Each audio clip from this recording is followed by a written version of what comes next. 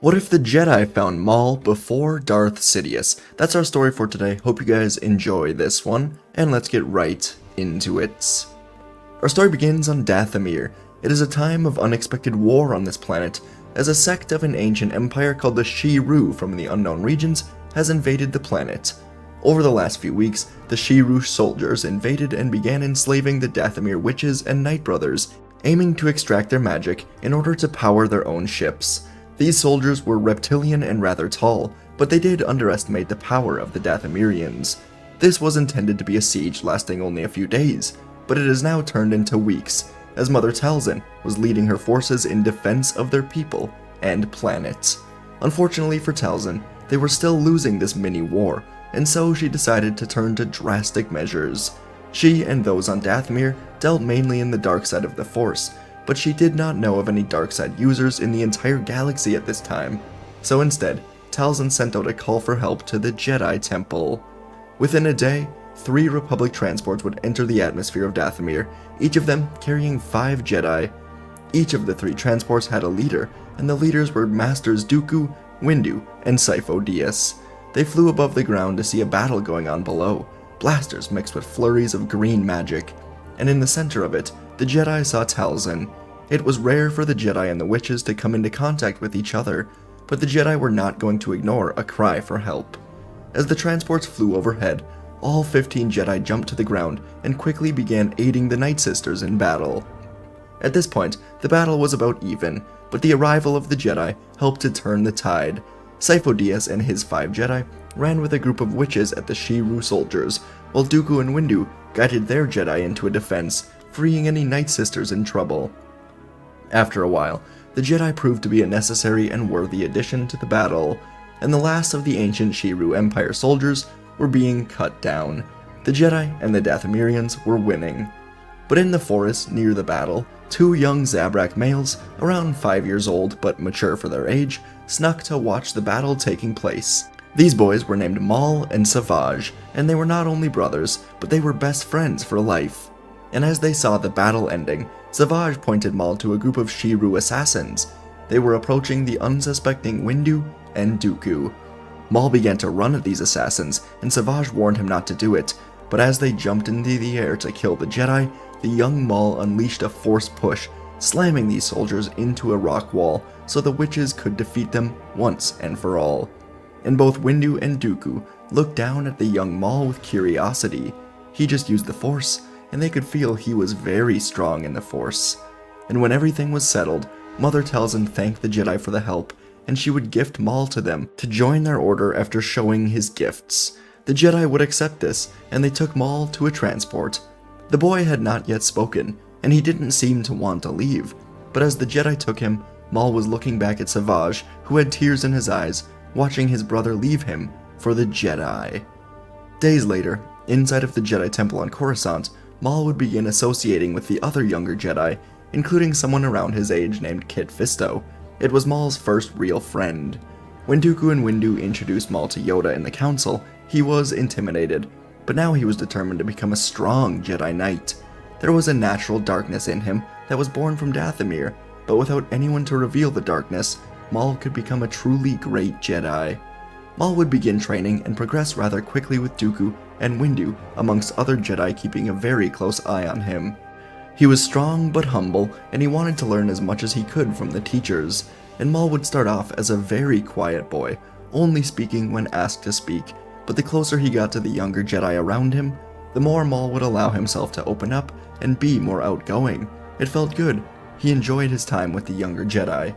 His strength in the Force was noticeable very early on, and the Jedi instructors, including Grandmaster Yoda, would pay extra close attention to Maul through the years, understanding the potential this young boy could have. And as the years went by, it was soon time for Maul to become a Jedi Padawan and get a Master. He was 10 years old at this time, and when the selecting process got underway, both Dooku and Windu were called upon by the Force to train Maul. So both Dooku and Windu would select Maul, and it was a bit awkward in the moment.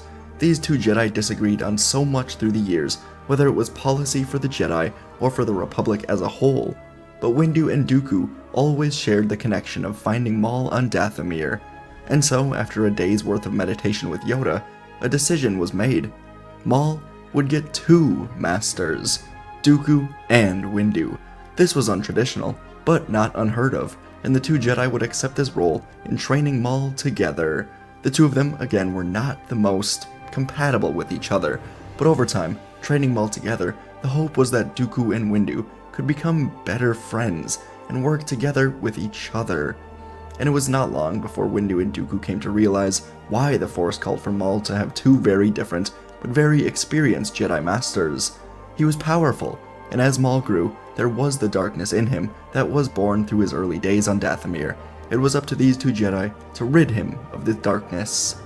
Dooku would begin taking Maul on missions into Republic systems asking for the help of the Jedi, and he would urge Maul to use his emotions, but to learn to harness them into the light side. Dooku himself always dealt with feelings of doubt, anger, even hatred when it came to the Jedi and the Republic, and perhaps one day he would change things, but for now, he taught Maul how to deal with the failings of the galaxy while staying in the light. The young Maul would embrace Dooku's teachings, finding his power in the Force, helping those who called upon the Jedi for help. As for his powers with the lightsaber, that training would come mostly from Windu. Although Dooku was an elite duelist and he could be excellent to go against in sparring matches, it was decided that Maul could turn his inner darkness into a strength by mastering the same lightsaber style as Windu, Vapad. Windu would take Maul to Ilum, and Maul would face visions of a different version of himself, a version full of hate, suffering, anger, born for nothing except to bring and to feel pain. And Maul hated this. He wouldn't want this for anyone. The suffering, the anger, he didn't want this. He would never want to be this. So he was able to push through these visions, cutting himself off from this version of himself, and he was soon granted a purple lightsaber crystal. And on the ride home, he would use the Force to build his lightsaber, creating a double-sided purple blade, and the saber training would truly begin. Mace would teach Maul how to use Vapad, showing him how to be submerged into it, telling him that Vapad is a channel for darkness, and it allowed the Jedi to reflect the darkness of an opponent back at them, almost like a mirror. Mace would teach Maul that the darkness does not need to be feared. Instead, it can be controlled and understood to be used by them for good. With Vapad, fighting would become almost effortless, as the body handled it without intervention from the mind, and through these teachings, Maul would become a truly elite duelist, quickly cementing himself as one of the most promising Jedi in the entire order. Sometimes Maul would think about home, about his brother Savage, his first friend, and he would miss him. But Savage was on his own path now. Not long ago, Darth Sidious visited Dathomir to share secrets of the dark side with Mother Talzin, and Sidious would encounter the young, angry, powerful Savage. Talzin didn't tell Sidious about Maul, but today she gifted Savage to Sidious to be his apprentice in the dark side, and Sidious would accept this.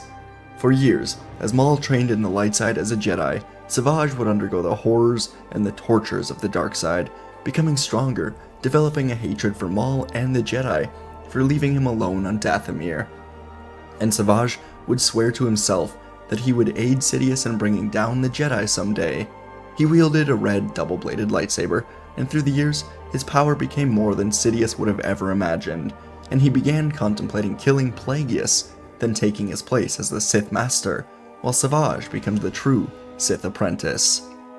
The years would continue to go by.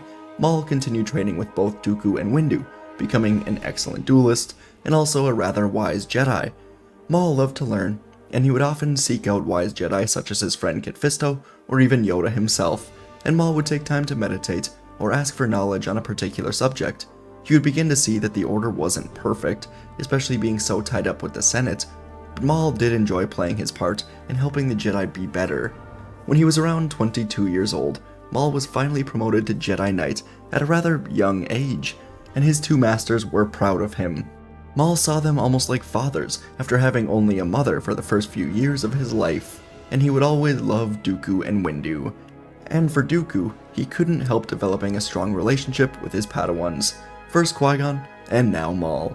These two were the only strings that were keeping Dooku attached to the Order, as Dooku slowly began his own descent into darkness. Near the end of Maul's training, Dooku left the Jedi Order to become Count of Sereno, taking up the mantle to serve his home world. And around this time, he was approached by the Sith Lord Darth Sidious. Dooku would accept a place in Sidious's plans, and he had to do many things that went against what Dooku would ever want in his life. He killed Sifo Dyas. He started the Clone Army in preparation for a war that was still at least a decade away, and soon he would return to the temple to learn that his former Padawan, Qui-Gon Jinn, is apparently battling a Sith Lord with Obi-Wan Kenobi on Naboo. Dooku knew that this was the brother of Maul, the one called Savage, and Dooku secretly feared for Qui-Gon's life, though he knew that in order to become a Sith, he would need to learn to let go of those that he loves, do what must be done for the galaxy. And as Dooku was thinking about all of this in the temple, Maul came up to him, and the two began talking. Maul said that he recently spoke to Qui-Gon, and he learned of a young boy from Tatooine that was brought to the temple. Maul said that this boy was rumored to be the Chosen One, and he's going to ask Qui-Gon if he can train him. Dooku said that this was very good, though he was noticeably distracted, and he excused himself from the area. Maul thought this was very weird, and so he decided to keep a close eye on Dooku to make sure that he was alright. Around a day later, the deaths of both Qui-Gon and Obi-Wan at the hand of a Dathomirian Sith would spread through the temple, and Maul was talking with Windu about it when he saw Dooku hurrying off to the temple hangar. This was strange, as the Jedi were going to depart for Naboo to have a funeral for Qui-Gon, and Dooku should want to be there. But Maul told Windu about this, and the two of them began following Dooku to the hangar. Windu and Maul could both tell something was wrong, as they both formed a strong connection with Dooku through the years, and so they began tailing him through Coruscant. They would fly all the way through the capital city and into the industrial sector as the sun was beginning to set on the planet, casting a red glow throughout the entire area. There was an aura of darkness in the air, and Windu and Maul would land their speeders near a tall building that Dooku was now entering. The two Jedi gave a silent look to each other, then began to scale the buildings, getting to the entrance, and inside they saw Dooku coming up to two hooded Sith. Neither were recognizable under their hoods, but Maul felt familiarity through the Force with one of them, though he couldn't quite put his finger on it. Maul asked what they should do, and Windu said that they have to trust Dooku to make the right choice. This is up to them now. Maul nodded, and the two of them emerged from the shadows, igniting their purple blades, telling these Sith that their time is over.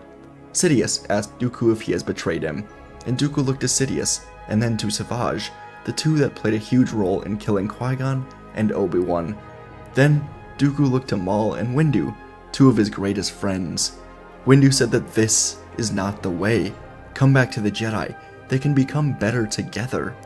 And Dooku realized now that this dark side path was not worth it. He could not let Windu and Maul die like Qui-Gon.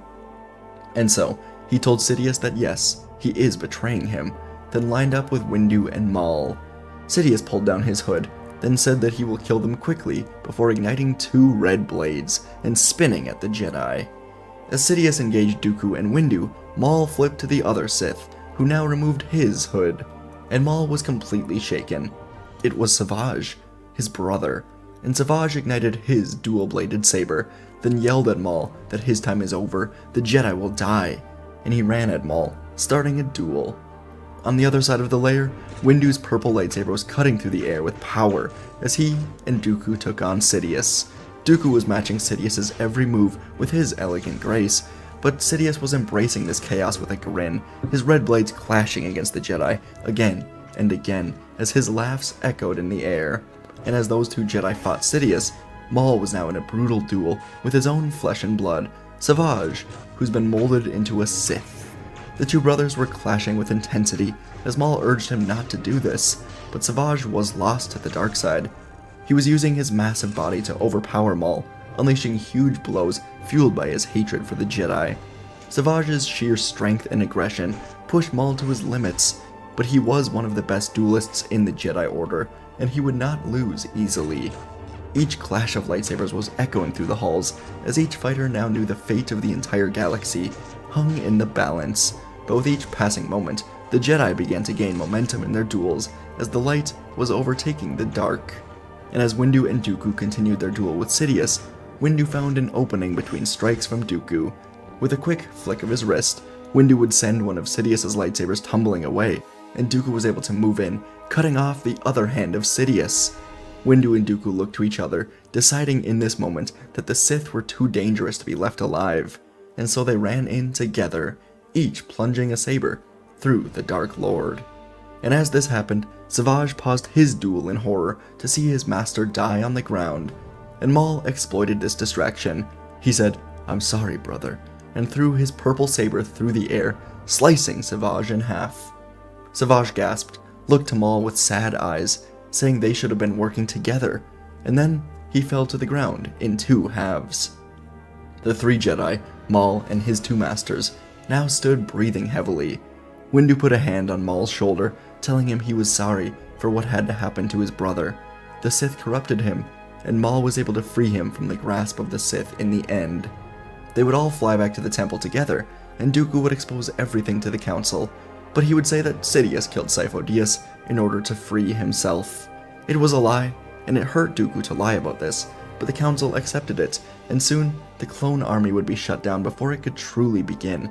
The Kaminoans were not happy with this, as they were expecting a few giant paydays from the Jedi, but ultimately it would not come through.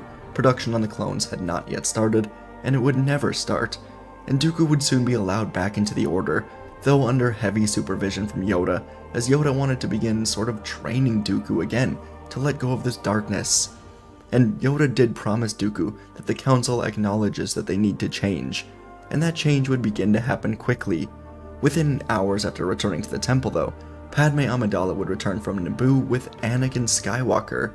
Once Qui-Gon and Obi-Wan died on Naboo, Anakin blew up the droid battle station, and he returned to the hangar, finding Padme, and he hid with her. But now Anakin was returning to the temple, and it was decided that he would be trained. It was ultimately Maul who would choose to train Anakin, and Yoda would accept this, knowing that Maul's own experiences would help Anakin adapt to being a Jedi. The Jedi could sense a darkness inside of him, but Maul assured them that he once held the same darkness, and with correct training, he can help Anakin. So over the years, as Maul did train Anakin, the Jedi Order itself would begin to reform, after seeing the Sith rise up from underneath them without any of them knowing. They would still work with the Senate, but not nearly as closely, and they would return to the Outer Rim, slowly but surely. Anakin would eventually be made a Jedi Knight, and he would get his own Padawan, Ahsoka Tano. And Maul would become a wise Jedi Council Master, with a seat next to his friend Kit Fisto, becoming a Jedi that many of the younglings would look up to as an example of someone that overcame a darkness inside of them to become a truly great Jedi Master. And folks, that is our story for today of what if Maul became a Jedi. I was just thinking the other day, I saw a few comments as I did a video with Maul, and it was just like, Maul never gets a happy ending. You've never made Maul win. And instead of doing a dark side Maul good ending where Maul wins, I decided, hey, why not put Maul in the light side of the Force? So, I thought, hey, let's try that. And I had a lot of fun writing this. Maul's a super interesting character. I think pretty much all of his dark side is just born from Sidious taking him and molding him into the dark side warrior. Maul's not like Sidious, he's not born with this innate darkness. At least I don't think so. The darkness really has to be pulled out of him, and once it is, there's really no going back. I think Dooku was always teetering on that edge, but, Maul's darkness that we see in the movies and the Clone Wars and Rebels and Solo and everything else he's in, it's hard for him to be saved because he's just so evil, but if he never has that chance to turn evil, I think he could make a really solid Jedi. As for, going through it with the training, I decided, hey, I couldn't decide between having Dooku train him or having Windu train him, or maybe Qui-Gon. Ultimately, I decided to go with a double training, which I've never done before, but I thought it made sense. I think Windu would be better for the lightsaber style, while Dooku would be better at just harnessing kind of a, unpredictable student. So I thought, hey, what if we combine Dooku and Windu, they're not always getting along, and I decided with them training Maul together, they would also form their own connection with one another, and that played a role in the end as Dooku did come back. Anyways, yeah, let me know what you thought of this video. Appreciate you guys watching as always. Please leave a like, it helps a ton. And NBA playoffs start today. You guys NBA fans? I'm a big Timberwolves fan over here, so gonna be watching the Wolves. Anyways, that's irrelevant. See you guys in the next video.